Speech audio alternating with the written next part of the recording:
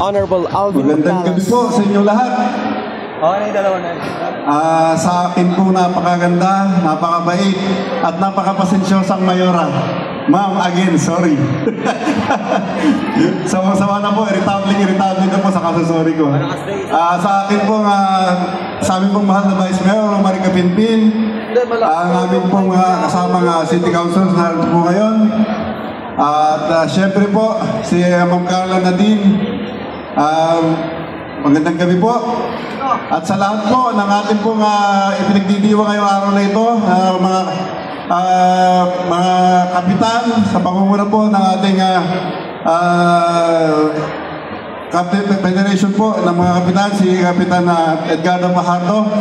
Magandang gabi po sa lahat po ng mga konsihal ng barangay. At kasama po, at siyempre, ang lahat po ng kawani ng barangay. Ganoon na rin po sa ating pong SK Federation President at ang kanyang mga presidente ng bawat barangay ng mga kabataan. Magandang gabi po sa lahat po ng nakasiwa sa atin po dito, sa programang ito. Sa ating pong kapulisan, bibigay po ng kapayapaan. Sa lahat po na narito ngayong gabi ay binabati ko po kayong lahat. At siyempre po, tayo po ay narito para magkaisa. Muli ay ganapin po ang ating ika-60th founding anniversary. At ito po ang ating ikatlong araw na gaganapin po ang ating barangay night.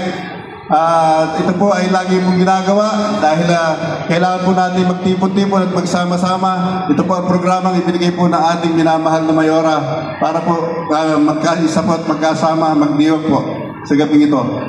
At sabi ko nga po kanina, irritable na po sa akin si Mayora. Sana po kayo din po, kung napapansin nyo po, lagi rin po akong wala. Pagpaumanhin nyo po na may tinatapos lamang po akong termino sa aking po natanggap na responsibilidad sa masonerya. At hindi lamang po yun na pagkapatong-patong pa po ng my schedule po sa aking anak at kung sa ano-ano pa. Kaya ako po ay humingi po ng pasensya kung minsan po ay hindi po ako nakasama sa ating po mga activity. Pero sabi ko nga po, lagi naman po may panahon ng pagbawi. Kaya sa inyo pong lahat, happy 60th founding anniversary po at pasensya na po kayo. Maraming po salamat sa inyo. Enjoy the night po. Maraming salamat, Honorable Alvin Magtalas. Maraming salamat po sa inyo. By this time, tawagin natin, of course,